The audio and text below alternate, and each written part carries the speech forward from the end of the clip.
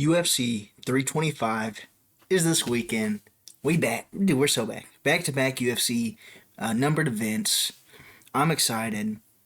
A lot of fights on this card. I think 14 or 15 fights are on this card. I'm going to go over everything from the main card to the prelims to the late prelims. I'm going through all my picks, all my predictions. Let's get to it, all right? So the first couple of these fights are all road to the UFC championship fights. So these guys are fighting. Here, there we go.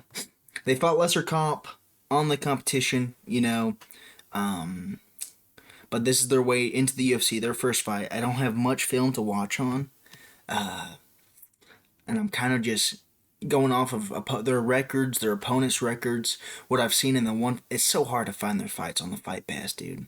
Fight Pass is like the most difficult. It's like a maze to find any fight you want to watch. It's a maze to watch it. But I'm going to try and get my best predictions for all these Road to UFC fights because I enjoy doing it. Give my thoughts on it. So first off, we have Nassimir Batabayar versus Aaron Tao. I'm going with Aaron Tao, as you can tell, first round KO. Mainly because Nassimari Batar has fought nobody with a crazy good record. Agulagi is a decent record, 13-1, and then you have the 7-1. But 0-1, 15-12, 0-0. A lot of these guys that he built his streak on, he beat. And now, of course, his last two fights, he had some guys against good records. But the way he was fighting them, he's so open. He's kind of like a crazed madman that just runs into the cage. This is the guy who's going to carry on Ricky Turcos' spirit from UFC 324. That fight was canceled. He's going to carry on that spirit. He fights like a crackhead. He runs in crazy, very open. His knockout with Wataru Yamauchi, just a slugfest, him swinging back and forth, and then he just clipped him. But he was getting clipped a lot, very open. And Aaron Tao, he got a KO, back punches and elbows from back mount in this decision. 18-5, 8-0, 8-10, not the best, but then you have like a 6-1, 5-5. He was on the Contender Series.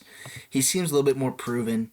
And for a lot of these, I'm going to trust the Australian MMA scene more than I am going to trust the Chinese or Mongolia MMA scene. They're just weaker competition in general. Now, that can change over time, of course, but right now Australia seems to have a more hardcore, better prospects overall come out of it. Aaron Tao, he's from New Zealand. He's kind of like Kai Kara-France's flyweight. So it's like he's kind of a Kai Kara-France, Maui, stick his tongue out and not brush his tongue. So it's very yellow. And he even has like the craziest face tattoos. But I'm going to go with him first round knockout. Batabayar's just way too open coming in. He doesn't really have anything to his game. He's just kind of crazy. I could see a submission. I haven't seen too much on Aaron Tao's submission defense or, ground game too much. I didn't watch his decision win over Xiao Yin. But I'm going to trust it. Like I said, that culture that Australia has cultivated for MMA, I'm going to trust it. Trust that he's good. Where's he train out of? City Kickboxing. I trust that even more. City Kickboxing has some good prospects come out of it. So I'm going to go with Aaron Tao, first round knockout or second. Could go decision too. Depends on how grappling heavy this is. But the way Nassimari Batabayar is just so open coming in swinging, I think Aaron Tao will beat him to the punch, put him away. But that's my thought for the first fight of UFC 325. Up next, Sulin Granbo versus Lawrence Louis. I'm going with a Louis decision. Again, he's from New Zealand. He's a city kickboxing guy. Saran Galdro is a favorite, but the guy he's beaten, 0-0, 8-7, 6-4.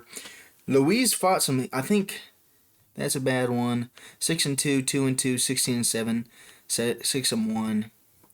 Like I said, I just trust the Australian. I just trust them a little bit better. Lawrence Louis has what is it? What is that? 3.5, 5.5 reach advantage. Now he's a little bit shorter, which is crazy. 2 inches shorter has a 5.5 reach advantage. Make sense. But he's older. He's 29. Sunga Lerbo Sulengrenbo is 20, very young. Uh, Lawrence Louis is 30, basically. He's basically 30. I trust him a little bit more. I don't see where Luan Guerrero can do anything. He's decision, KO, KO, KO, KO, decision.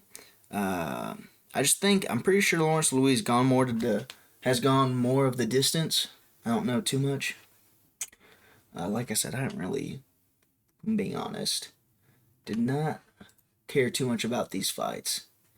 3 decisions, 3 KOs in the second, 1 KO in the first. He's only lost to Anthony Derlich, who was 2-1 when he beat him. He's now 10-2. So he beat, and then he went 1, 2, 3, 4, 5 win streak. He lost in the Contender Series against Sean Gauchi, who has not fought since then. But decent. I think he's experienced enough. 3 decisions when Lawrence, or what's his name? Sungleg Larbo. He's gone decision 3 times too, so I have no idea what I'm talking about. I just trust. Like, these are his opponent's records: 0-0, 0-0, 0-0, 0-0, 0-0, 0-1, 2-2, 5-10, 6-4, 8-7, 0-0, 8-3, 7-1, 7-1. I just trust Lawrence Louis to be better.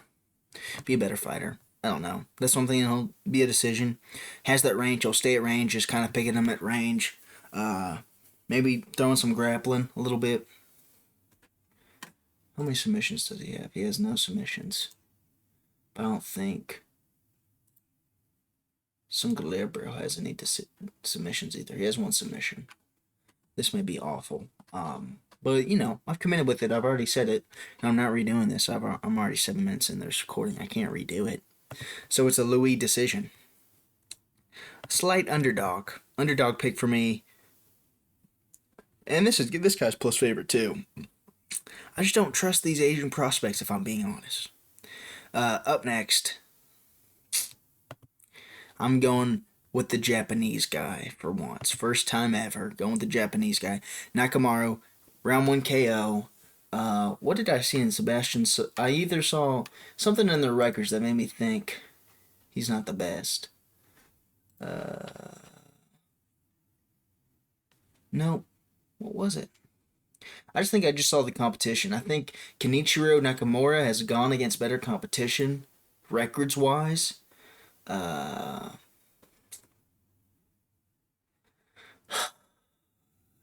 knockouts. He's a decision machine. I think I just saw that Kichi Nakamura was a knockout machine, and that in kind of unexperienced early fights, I kind of trust this a guy who's known for knockouts more than a guy who's scraping by decisions, I think. I don't know. I'm actually awful at this. No wonder no one watches me. No wonder no one watches me. Where's he fight? He fights not at City Kickboxing. I don't know, dude. I mean, also, I don't know. Maybe it was something with this. Yeah, he's 27, he's 31. Oh, that's what it was.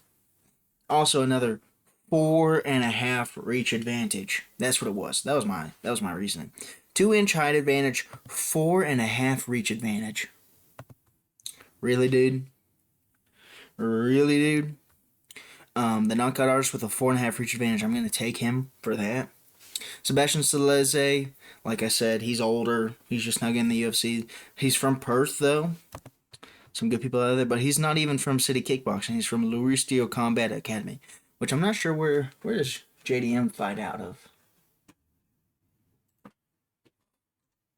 Jack Della.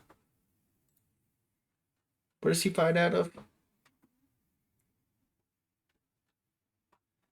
Where does it say gym? Affiliation not available. Huh. I'm not sure where JDM's gym is. Anyways. Making this too long already. Making this way too long already.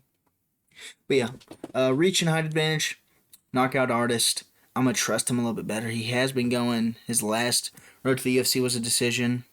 But, knee, KO, decision, KO. A little bit younger. I'm just going to trust him. I'm going to trust him to bully around Sebastian Salaz, get a KO in the second. Not much reason behind these road to UFC fights, if I'm being honest. Not much reason. I'm just kind of seeing if I can read any patterns. But up next, the final road to UFC match. Lightweight. Which one was that one? So that was... this is also featherweight. That was bantamweight. Okay. I thought they did a welterweight, but I guess not. Anyways, lightweight. I'm taking the underdog, Sang-Un Kim, the South Korean, to submit Don Marfan. Little too young for my liking. Shorter, has a reach advantage. But I like shorter, stockier grapplers. Not shorter, stockier.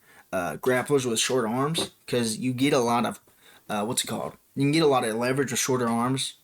Easier to pick people up. Your grip's normally better, I feel like, with shorter arms. And that's it. I think he just had a better record, too. If I'm being honest. Let's see. Don Marfan, some records. 13-3, 8-3, 11-0, 4-1, 4-0, 5-1, 3-2, 4-4, 1-0, 1-0, 0-1. Samung Kung, 9-3, 6-0, 20-13. Yeah, he's only lost to Rongju in Jaein Park, and Rongju's actually pretty good, if I remember correctly. He's in the UFC right now, I think. Yeah, he's in the UFC's beating Austin Hubbard and Cody Steele. Lost to Chris Padilla. But he's only lost to Rongju via decision. Don Marfan, funnily enough, his only 2 losses are to Quillan Salkilld, both rear naked chokes. So basically, I am kind of hitching my horses on that Sang-Un Kim because he's kind of a submission artist. How many submissions does Sang-Un Kim have? 4 submissions, 2 in the first, 2 in the second. Don Marfan usually gets submitted in the later halves. He's only lost a decision. Don Marfan is a decision machine. He's been submitted once in round 2, once in round 3. That's why I'm going with Sang-Un Kim to win via submission in round 2. Like I said, not much thought. Just kind of read it. Thought it was funny that Quillan Salkilld submitted him rear naked, choked him 2 times in a row. Quillan Salkilld is on this card. He has given, I think he spoke with Sang-Un Kim personally and gave him the technique to submit Don Marfan. What are their gyms? Team Competent Training Center, Sonata City Kickboxing, so I don't care. Anyways. First fight of the card, first real fight. Con Ofley versus Yiza. I really wanted to pick Con Ofley. I really did. I was trying to convince myself to. I don't really see kind of what everyone else sees in Yiza, but I'm going to trust the hype. He knocked out Weston Wilson, lost to Gabriel Santos. Gabriel Santos is a good fighter so far that we've seen, so I don't really hate that. Beat Cowan Lee, Sung Wong Kim, whoever that guy is, but decent records. And then Con Ofley's lost to Muhammad Naimov, not the best looking back at it, even though he lost to Myron Santos, not the worst. And Myron Santos beat Muhammad Naimov, but I don't know. Ricardo Ramos, he got his submission over. He's been more both kind of submission guys. I'm just going to guess that Yiza, a little bit younger, reach advantage. I'm going to trust him to be a little bit better on the striking, knock him down, make him wobbly like a bobblehead, and then submit him in round 2. It's kind of what I'm going off of. I did not... The more I talk about this, the more I'm realizing why are people watching. But, I had decent picks. I have decent picks. Con Ofley's never been submitted, but 14 of Yiza's wins are via submission. 14. He's younger and somehow has more fighting experience. And like I said, the fighting experience that you get from China or these Asian countries aren't the best, but I think the volume that he's gotten is going to make up for it. Colin Offley's just not the most impressive guy. Um, Go with these round two submission. Most of his are in round one though. 12 submissions in round one, two in round two. I think it's going to be a little harder. He's going to have to find him a little bit more. And then once he knocks him down, once he knocks Colin Offley down or gets him into some trouble, Colin Offley may shoot and he'll get like a guillotine or something like that. Pretty low level fight to start the card. Okay. Moving up, Jonathan Mikulev, Oban Elliott.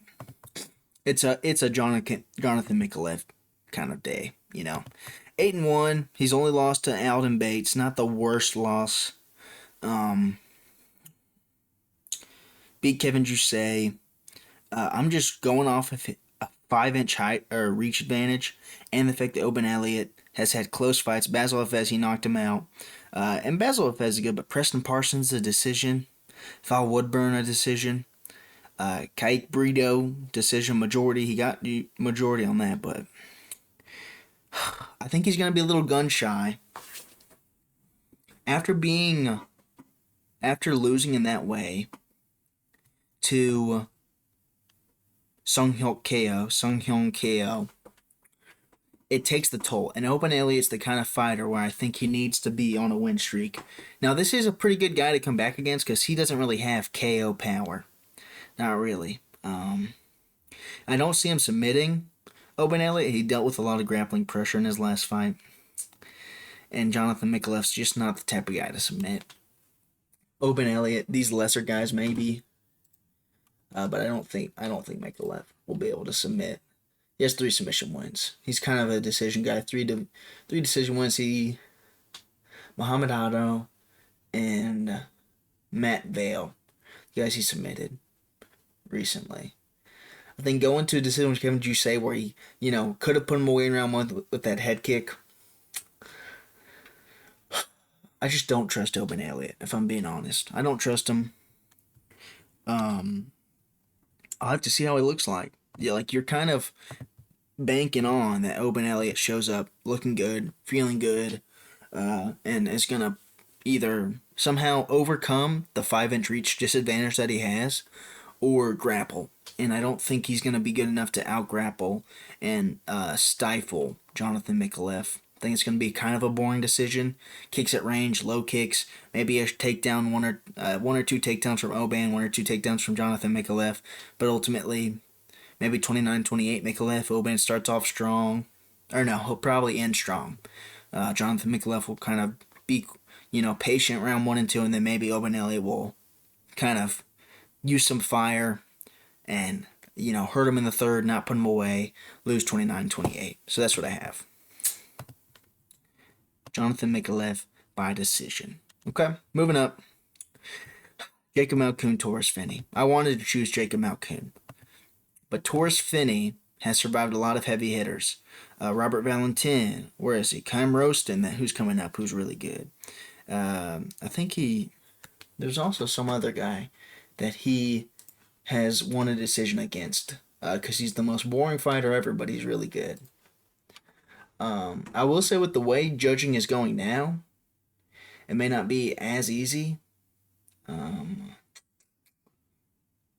Yuri Pentrophy, Tyson Jeffries, just Jacob Malkoun has just not shown anything crazy. He lost to Cody Brundage via DQ, who cares? But he lost to Phil Hawes. Not the best fighter. Not even in the UFC anymore. Phil Hawes is not even in the UFC anymore. He did beat Abdul Razak Hassan. I just don't see him as a good person to you got to put away Taurus Finney, and I don't think Jacob Malkoun has the things to put away Taurus Finney. You need someone who will be danger, and if you don't show danger up in the clinch or a way to reverse it or something, Taurus Finney can just hold on to you. He's a big middleweight. What's the difference? 5'8", so he's an inch shorter with 2.5 reach advantage, and he is I don't even know. He's a big middleweight, basically. He's thick. He's a thick middleweight, a little bit shorter, stockier, so he'll be able to push up into Jacob Malkoun easier. Just the Andre Petroski fight, I don't think that means he'll beat Torres Finney. Split decision, actually, with Robert Valentin. But a unanimous decision against Cam Roston. I'm going to have to go with Torres Finney. Even though I hate it. And I hate how he fights. Hopefully he'll implement some better grappling this time. And I just think Jacob Malkoun doesn't have what it takes to put away Torres Finney. I just don't see it. You have to put him away. Robert Valentin was a retard. He could have won that fight. So maybe in this Paramount era, we'll have to see how the judging works. Maybe in this new Paramount era, Jacob Malkoun will win. He will beat Torres Finney. But right now, undefeated, 11-0. He's got momentum. Younger. And Torres Finney does hit hard. I know he doesn't normally throw. I think him throwing a jab is something unheard of. But if he does throw, I can see it hurting Jacob Malkoun more than when Jacob Malkoun throws against Torres Finney. So I'm going to go with Torres Finney by decision.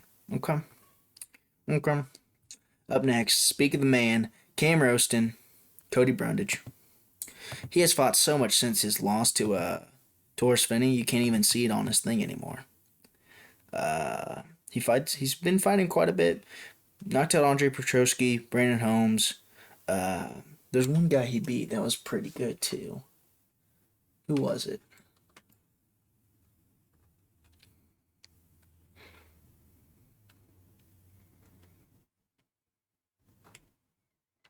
I don't know. He's lost to Jacob Malkoun on the regional scene.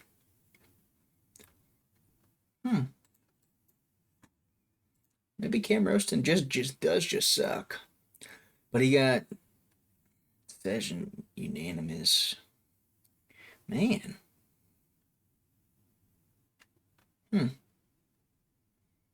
So he's lost to Torres Finney and Jacob Malkoun. That's funny. Cody Brundage is just like a wet plastic bag, though. Or a wet paper bag. Putting pressure on him, he'll die. I don't know if you can say die. Putting pressure on him, he'll crumble. Cam Roston has 7 submissions, 3 in the first, 3 in the second. 4 KOs in the first. I think Cody Brundage somehow can survive against heavy hitters for the first couple minutes. He's like a cockroach. He like Mansour Abdul-Malik, he brought him to the 3rd round or whatever. It was actually a pretty close fight. Eric McConaughey, split decision. Abdul Razak Hassan, no contest because of back of the head chop. Bo Nickel submitted him in their second. I think Cameron's got what it takes to put him out, but by submission in the second. First is a little too quick for him. Cody Brundage is hard to put away quick, How many times has he ever been finished in the first? He's been knocked out twice in the first by Michael Olszewski and William Knight on the Contender Series. But those were flukes.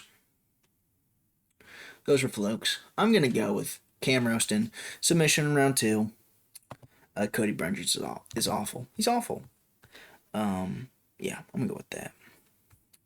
Up next, Billy Alicana, Junior Tafa. It's a round 1 submission. It's a round 1 submission, dude. Billy Alicana, or Junior Tafa got toppled over by Tukos Tacos. Round 1 got submitted. Been submitted again by Walter Walker. KO'd by Marcos Rodrigo de Lima. He's beating Sean Sheriff and Parker Porter. Billy Alicana, really close decision, or not really close. He got close to Bogdan Guskov, almost submitted him, got submitted. Awful boring decision against Ibo Aslan, but And then submitted, basically knocked out Kevin Christian and then submitted him. Quick turnaround, I like it for him. 2 months, and it's the Tukos Tacos was 6 months ago. I trust Billy Alicana. I trust him. Junior Tafa, you can just topple him over and submit him. You've seen it. Against Tukos Tacos, he looked awful. He's like a AT-AT in Star Wars, where you just wrap up the legs and they fall over, and it's over. So I'm going with Billy Alicana. Not much not much needed to be said. Not much is needed to be said on that. That is crazy. Do you see that? Boom. Man. Yeah, that's a little bit of a giveaway. Quillan Salkilld Jamie Malarkey. It's a Quillan Salkilld highlight reel KO. I mean, that's just what's going to come to it. He's gone. Jamie Malarkey has a weird career, though. Listen to this. Let me pull it up. Jamie Malarkey, somehow. So he's gotten knocked out by Mauricio Ruffy and Nasrat Haqparast, both in the first round. It took Nasrat Haqparast quicker to knock him out than Ruffy, though. But that's because Ruffy kind of plays around a bit. Muhammad Naimov. Round 2 ground pound strikes finish, TKO'd. Jalen Turner, right hook to ground strikes, KO. But he survived his decision against Fiziev. He has got TKO'd by Alexander Volkanovski on the regional scene in 2016. Love to see it. This Alexander Volkanovski kid's a bum, though. No, I'm just joking. Who's he beating, though? That I was like, he's beaten Michael Johnson. Split decision, but he has beaten Michael Johnson somehow. And that was 2022 Michael Johnson. Impressive. Michael Johnson, let's see. Who was he fighting in 2022? So he lost to Jamie Malarkey, knocked out Alan Patrick, decision marked to Kiss, and then lost to Diego Ferreira. So, lost to Clay Guida. Man. But Jamie Malarkey's a weirdo, but I am going to choose Quillan Salkilld to hilariously knock him out. In a hilarious fashion, maybe even just a jab. Maybe he'll just jab knock him out. This is a short notice fight for Jamie Malarkey. It was supposed to be Quillan Salkilld against Rongju, but Rongju withdrew. Man, they also lost Jimmy Crute, Dustin Jacoby. That's why that's not here. That's why they moved Quillan Salkilld up, huh? Anyways. Yeah, Quillan Salkilld hilarious knockout KO. Not much to say on that. This is kind of a... I don't know. Hard card to kind of predict and stuff, but I'm gonna just do it. Hilarious KO. Quillan Salkilld. Get ready for that. Now, Tai Tuivasa Tallison Teixeira. I know you're thinking, you're picking Tuivasa? Do you see how many L's he has on his last 5 fights? Lost. But let me ask you, who has he lost to? Let's go over. Cyril Gane, Pavlovich, Volkov, Tybura, and Rosenstrike. All pretty good fighters. All really good top heavyweight fighters. Rosenstrike got cut because he got paid too much. Pavlovich is Pavlovich. Gane is Gane. That was prime Pavlovich too that he lost to. Volkov is insane.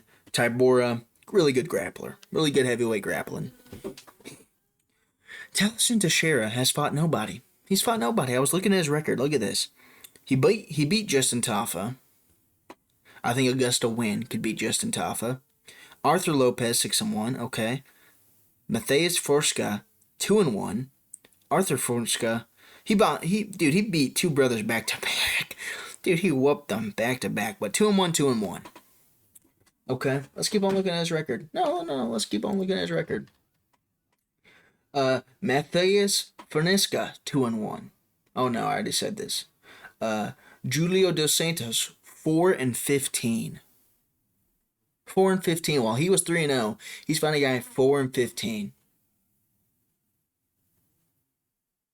Fernando Cato 1-1, and then 0-0, 0-1, 0-0. Those first matches don't matter. But Derek Lewis 28-12, 40 professional fights. He comes in, knocks out Tallison Teixeira instantly.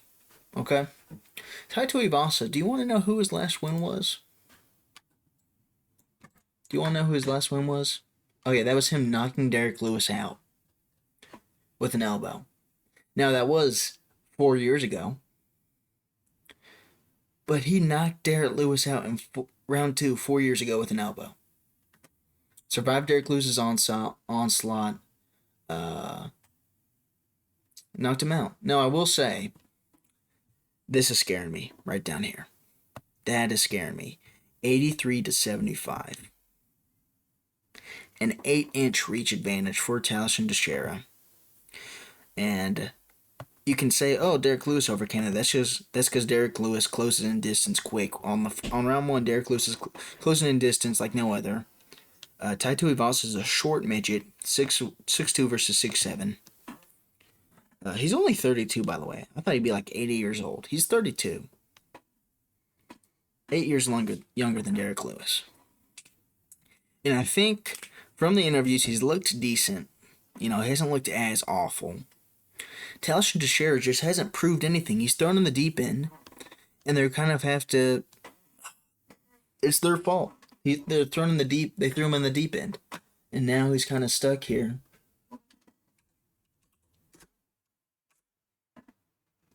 He's kind of stuck. No, just search up the UFC. I want to see the rankings. Let's search up heavyweight rankings. Rankings, heavyweight. Tallison Teixeira's number 15. Where's Tai Tuivasa's? Tai Tuivasa's 12. They're having them fight up again. And I don't think Tallison Teixeira, he's too young. Not young. He is 26, so young. He's too green in MMA. And I think a more crafty Tai Tuivasa, who's gone up against Cyril Gane, who's gone against Sergey, who's gone against Volkov, who's gone against Marcin Tybura, who's gone against Yahir Rosenstrike. I'm not even going to try and say his first name. Who's gone against Rosenstrike, split decision loss. It was a year ago. Him taking a break, not from a knockout. He didn't get knocked down and then was gone forever. He lost his decision to Rosenstrike, And Rosenstrike's pretty good. You've seen him in dirty boxing. He's doing good in dirty boxing now. I don't think Tallison Teixeira is the fighter is on level with any fighter that Tai Tuivasa has lost. They're both TTs. All right, it's messing me up. Is on level with any of the fighters that Tai Tuivasa has lost to. I just don't see that. I think Tai Tuivasa has only lost to top competition. And Tallison Teixeira is too young. He's too young. I think he's going to be a little gun shy, maybe. And I think Tai Tuivasa, now there is going to be ring rust. Or cage rust. Whatever you call it. That's no doubt. That's why I actually may change this to round 2. I'm going to change it to round 2. Round 1, I think Tuivasa is going to be finding his feet back. But Tallison Teixeira, I just don't see him instantly coming in, running in, trying to knock out Tai Tuivasa. I don't see it.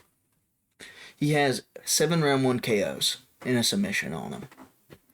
I think Tai Tuivasa is going to learn to slow that down. He's been knocked out in the first, second, and third. He has 11 first round KOs. Back to 1. The first half, it's going to look like Tallison Teixeira may, or the first half may be Tai Tuivasa figuring it out. But he's also Australian, New Zealand. I trust him. Okay. Now, I may mistake this. I may make a massive mistake and regret everything. But I think I won't. I think I'll be fine.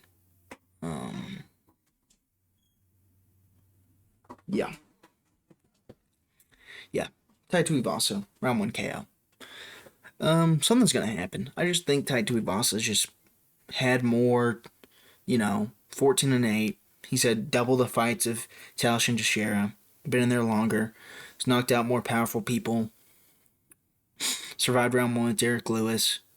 Was a younger and more in prime Derek Lewis compared to, Tallison Teixeira losing instantly when Derek Lewis comes in with a flying jump kick, flying crane kick, Seahawk, Falcon punch that he does in round 1, flying across the cage. I'm going to trust Tallison Teixeira, or Tai Tuivasa. I'm awful. No one's going to watch this anyways, though. Alright, up next. Rafael Fiziev versus Mauricio Ruffy. I'm going with Ruffy, dude. I'm going with Ruffy. Fiziev has I think one submission ever in his career. He is 13-4. I think he has one submission. Ruffy lost to Benoit Saint-Denis, who is decent, even though actually he's awful. You'll see why later. I just think Ruffy has a 3-inch height advantage, a 3.5-inch reach advantage. So he's fighting out of the Fighting Nerds, but he's been training with Volk recently. I think he's done with the Fighting Nerds from what I've seen. I think Ruffy is the most smoothest, slick striker that Fiziev has gone against. Who has Fiziev gone against? Let's look. Ruffy, I would say, is more technical than Ignacio Bahamondes. More technical, not as tall, but he's slicker. He doesn't spam wheel kicks or spinning wheel kicks like Bahamondes was in his fight. Justin Gaethje he's slick. No, he's not slick. He's a wrecking ball. Gamrot, no striking. RDA, Brad Riddle, he took King Green to a decision. Moicano knocked him out, but I'm sorry, Moicano. Not the best. And he's been knocked out by Magomed Mastumestov, who's done nothing. Who's only had canceled fight in the UFC. He beat Fiziev, then lost to Brad Riddell, and hasn't fought since 2022.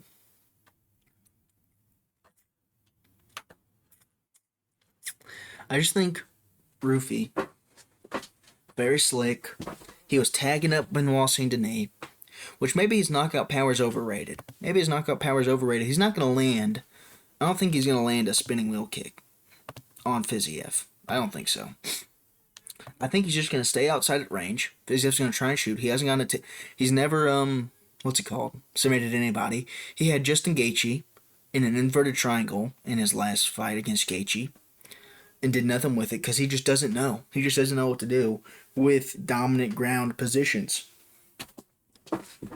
I think Ruffy, since losing to Benoit Saint-Denis, it's a pretty quick turnaround. How quick? 4 month turnaround. But he took no damage. That's the thing. He took no damage against Benoit Saint-Denis. He just got submitted. Showed that he didn't really have that as down as he thought he did. Went training with Volk. Been training in Australia. Kind of been living there from what I've seen. For this card, in preparation for this card. So he's not going to have a massive trip there. He's already there. He's settled down. He's comfortable. Been training with Adesanya, Hooker, Volk. Those people, City Kickboxing. I just trust him. Fiziev does not... He's good, but he's fallen flat. Even you've seen him always fall flat of expectations. He beat Bahamondes when everyone thought he'd lose to Bahamondes. So maybe he'll do the same thing. Maybe he'll just show that he's a little too slick. He knows how to win rounds But Ruffy's 12-2. He has a lot of fights. He does have a lot of fights. Excuse me. Alright, I'm back. I forgot what I was saying. So let's just assume I said that Ruffy should win. I won't see him KOing him. I thought he may, but thinking about it, Ruffy, if he just stays simple, stupid, which I think he will. If he's camping with Volk, I think Volk will give him a nice game plan. Game plans well. I think Ruffy can win. Simple 1-2s, quick 1-2s. Be ready for takedowns. The thing is, Fiziev takes down. He does nothing with it. When he takes you down, he does it at the end of rounds to get a win, or maybe if you get momentum. I think leg kicks staying outside of range. Fiziev does not do well when you're outside of range. I think he'll be fine. I think Ruffy will win this via decision. Kind of boring, but you go, okay. Ruffy can at least beat Fiziev. He may not beat Benoit Saint-Denis, but he beats Fiziev. But you know who does beat Benoit Saint-Denis? Whoa! There we go. There we go. I just whiplashed all of you. You saw Benoit Saint-Denis KO round 2? That's pretty reasonable. No. No. No. Dan Hooker, round 2 KO. I have to trust that Dan Hooker will not be pulling retarded guillotines like he did against Arman. Because if you think about it, besides pulling guillotines, Hooker was dealing with Arman's takedowns decently well. You know, of course, he got submitted eventually. Who doesn't? It's Arman Tsarukyan. I think him going against Arman and then going against Benoit Saint-Denis is the best thing, is the best build-up for him to win against Benoit Saint-Denis. I think that's the best build-up. I think Benoit Saint-Denis, very open coming in, slow, super slow, took down Ruffy. His wins to get to the top were Kyle Prepperlick submission, where they brought Kyle Prepperlick in as a sacrificial lamb, who then lost to Drew Dober. Got knocked out by Drew Dober. Kyle Prepperlick, Mauricio Ruffy, and then a knockout over Beneil Dariush. I think at this point in Beneil Dariush's career, I could knock him out. If I'm just being honest, I could probably knock out Beneil Dariush. I think I could probably flick him on the forehead, and 1 second in round 1, it's over. I don't think he's gotten... Every time he's gone against the big dogs, Dustin Poirier, Renato Moicano, he falls flat, just like Fiziev. I do not see Benoit Saint-Denis. I think Benoit Saint-Denis would beat Fiziev. I think he would. Even though Fiziev has good takedown defense. So actually, I just think Dan Hooker, having such a brutal training camp for the Arman fight, gets a broken nose because Arman headbutted him like an idiot, like a retard with no self-control. Arman headbutts him, breaks his nose, kind of rattles his confidence. But I think going from Arman to Benoit Saint-Denis is the best thing ever. Because basically, if you keep that same mentality of I'm going against Arman Tsarukyan, when he goes to shoot a takedown, Dan Hooker will be ready. Now, I'm not going to say a knee up the middle or anything, because when's the last time Dan Hooker got hit with that? And he does make close fights. Jalen Turner was close. Mateusz Gamrot, he defended those takedowns well enough, but that's because Gamrot doesn't really have a threat. But I don't think Benoit Saint-Denis has the craziest submission game ever. He submitted Ruffy, Kyle Prepperlick, and who else recently? Who else? I just don't see this high-level idea of what Benoit Saint-Denis is. Now, of course, I may have picked Mauricio Ruffy to beat him. So I may just suffer the same fate that I did when I picked for Mauricio Ruffy to beat him. But now it'll be really cool. Like, because everyone was like, Lucas Tracy was right all along. Lucas Tracy was right all along. I should have picked Benoit Saint-Denis over Ruffy. It was too young for Ruffy. Too quick for Ruffy. But if I pick Dan Hooker and went get it, people be like, you got Dan Hooker? You got the underdog Dan Hooker? Like how I got the underdog Alex Perez last week. Now I may have done really bad on picks. 7-11's not that bad. You think about it. Anyways, I just think Dan Hooker's that next tier of lightweight. And even though he has lost a lot, 24-13, he's lost a lot. And you can say Benoit Saint-Denis only lost to top caliber people besides his Zaleski Dos Santos or whatever the guy who beat him was. Who was that? Who did beat him? I'm gonna check real quick. Get that off my screen. Get Cody Brundage off my screen. Who else did beat him? Alexi Zaleski. Yeah, I was right. Decisioned him. What should have been a TKO finish. But besides that, who is he beating? Matt Frivola? Kyle Prepelec, Thiago Moises, Israel Bonfim, which is not looking that good anymore. Not looking like the best win. Gabriel Miranda. I haven't really seen him take on a top level guy and win. Beneil Dariush is chinny.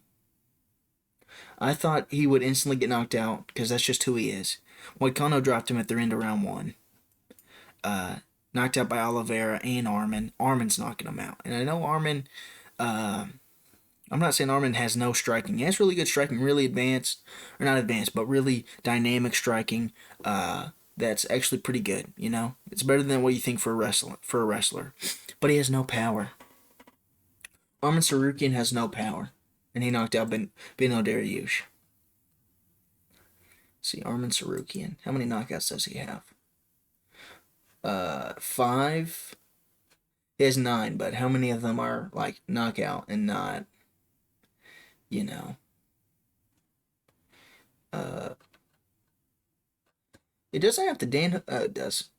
Arch angle. So Beneil Dariush was his last knockout. That's ground and pound. That's ground and pound. That's a left hook to strike, so that's 2 standing knockouts. That's a head kick. That's 3. Punches, that's 4. 5, 6, 7, 8. Man. Earlier in his career, he got knocked out. That's what it was. He was getting knocked out. He's been knocked out and decisioned. Like I said, I just don't think Benoit Saint-Denis is that high level. I don't know why everyone thinks he is. He beat Ruffy and Dariush. Not impressive to me. Now, if he beats Dan Hooker, and if he subs and clubs Dan Hooker, or clubs and subs Dan Hooker, round 1 or 2, I'll be impressed. I'll be very impressed. But I think Benoit Saint-Denis, when he gets dragged out into wars, I know they call him the God of War. That's his nickname. When he gets put in wars, he does not survive. He does not do well in wars. When was his last decision?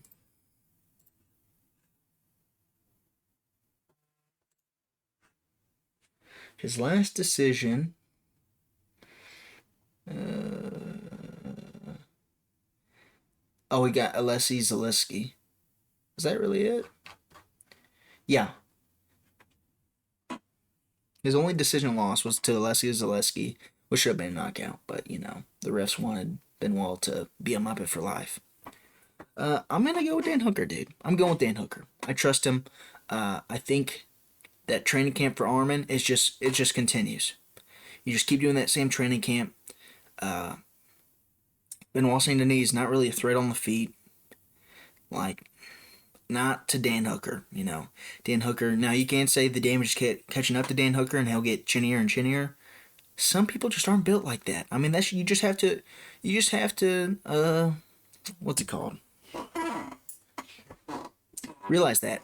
Unless you can, like, constantly be hurting Hooker over and over again with high volume like Arnold Allen, or who else has put him away? Who else has put Dan Hooker away? Sorry, I'm looking off to the side a lot. I'm just trying to make sure. Who has put Hooker away? He's only been KO'd 3 times. TKO'd. So he's been KO'd by Arnold Allen, Michael Chandler. That's actually worrying. But that was prime Chandler. And Edson Barboza. But that was a body shot. I am a little bit worried. A little bit worried now. A little bit more worried now. Now that I'm thinking about it.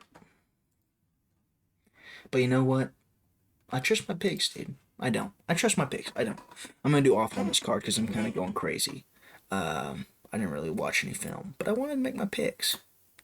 Don't shoot the messenger, dude. Man, I've really dragged this out. I thought this would be a 30-minute video, if I'm being honest. What was I saying? Dan Hooker, I just trust him more. He's a more trustworthy guy, in my opinion, than Benoit Saint-Denis. You know? Even though, like I said, Hooker's has some weird things, you know. He's also beating some good people.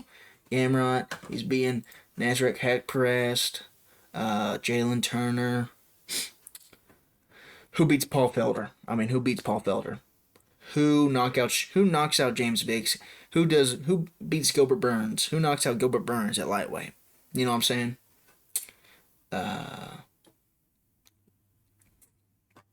I'm just gonna stop looking at his records and the numbers and stuff that tell me that I should pick Benoit Saint-Denis. I'm basically avoiding all logic for this card. For UFC 325, no logic is needed. No logic is needed. So let's move on before I second guess myself. Finally, main event.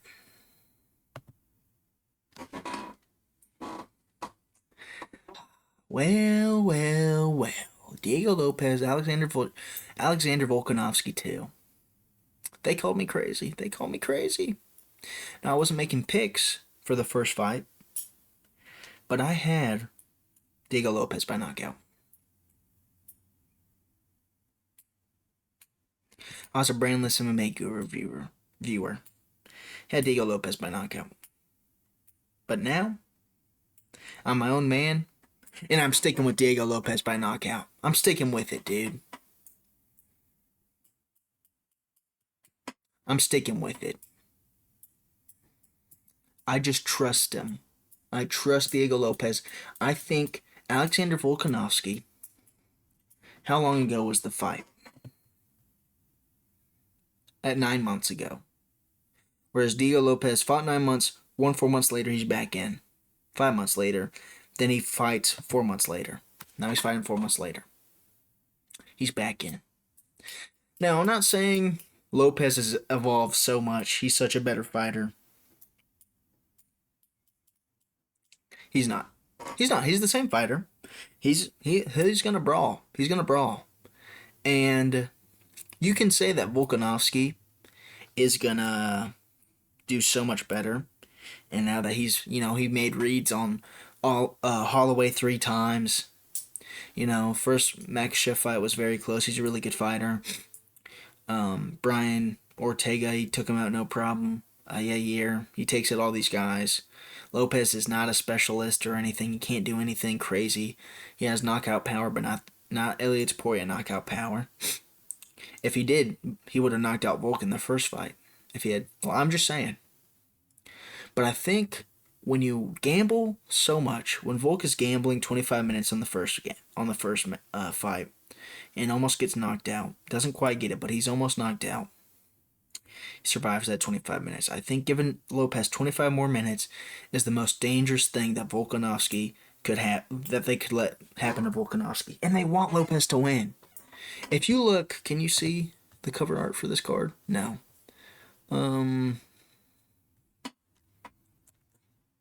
If you look at the cover art for this card, let's go to Tapology. Look at the cover art for this card. You see that? You have, I don't know, I'm not like a big English guy. I actually am. But I'm not like, I'm not trying to get an English degree. But having Lopes in the front of the center like this, Volkanovski big and imposing, big in the background behind him. This is classic good guy, bad guy narrative that the UFC is playing with this poster. Deigo Lopes, I think it's Pick'ems, no? Is it Pick'ems? Basically, it's Pick'ems. A slight underdog. So slight underdog against the big bad Volk. That's how this poster has been laid out to me. They want Lopes to win by giving him 25 more minutes, have a Mexican champion, who will then, guess what? Lopes wins, they're giving Yair Rodriguez the next title shot. That's just how the world works. That's how the world works. I'm sorry I have to break it to you. That's just how the world works. Lopes wins 25, not 25, wins at UFC 325. They're going to give Yair the title shot for UFC Noche. That's just how it works. That's how the world works, all right? You know it, I know it. Lopes is going to knock him out in the third. I don't like gambling with Volk this much. He's older. He's only gotten older. He's only had, now, of course, you can say, well, he's only had to focus on Deigo Lopes. This is basically, if you think about it, this is round 6 is just starting up. But I think, if I remember correctly, Lopes, how was his face at the end? I forgot what his face was like.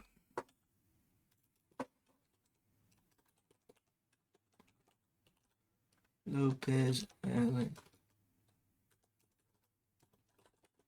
after UFC 314.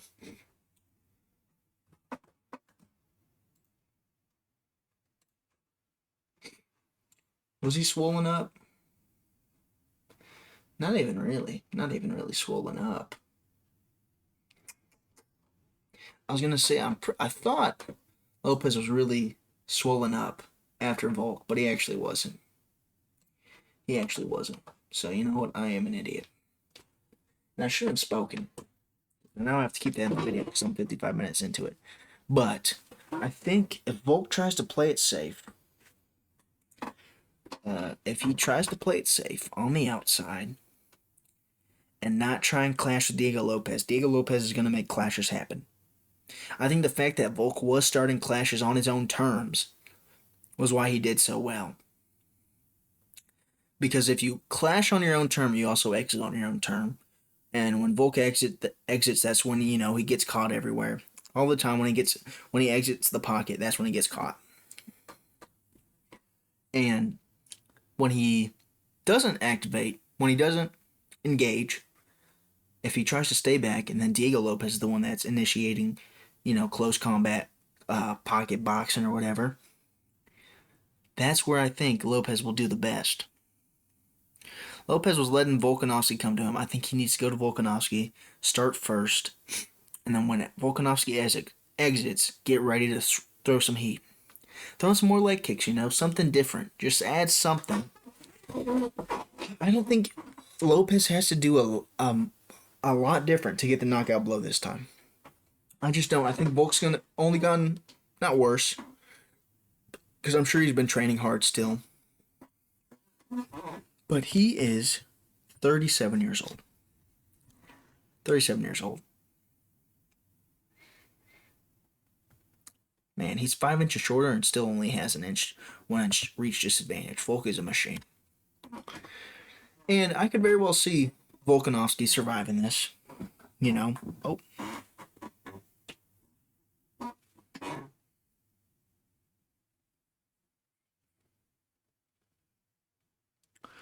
My college just texted me. School's back on tomorrow. Class is back in session tomorrow.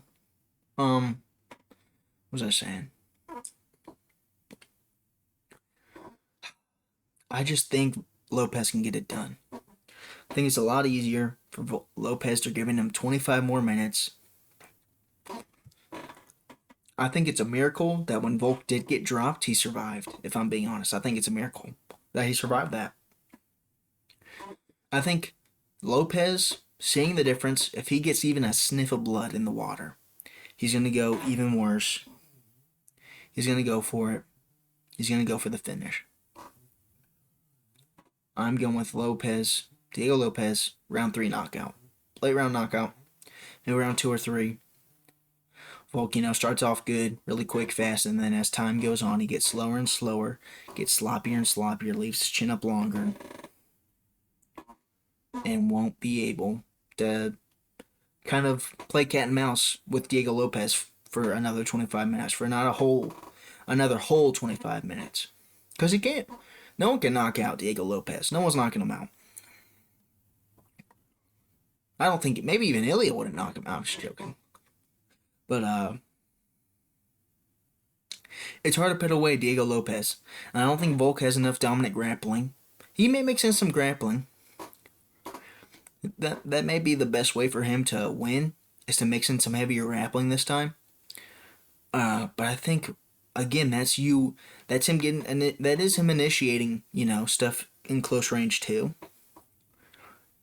But I think Deigo Lopes is just so disgusting, and he's a finisher. And you surviving once is already lucky, and I would not want to roll that dice again. I'm just going to trust my gut. So, overall picks: Lopes round 3 knockout, Hooker round 2 knockout, a Ruffy decision, Tuivasa round 1 knockout, a Salkilld round 1 knockout, an Alexander round 1 submission, a Roaston round 2 submission, a Finney decision, a Mikalev decision, a Yiza round 2 submission, a Kim round 2 submission, a Nakamura round 2 KO, a Louis decision, a Tao KO, and that is it for UFC 325. Not the most stacked card, not the best card ever, These Australian cards are normally these Australian. They hate the Australians, dude. They hate them so much. Let's see, what time is this? What time is it for Google UFC? Let's see times. So it is starting at 4 p.m.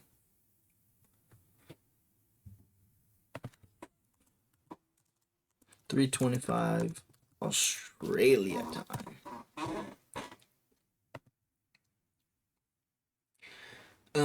Main card starting at 1 p.m. 1 p.m. No, that's not as bad as I thought. 10 a.m., 12 p.m., 12:30 p.m., 1 p.m.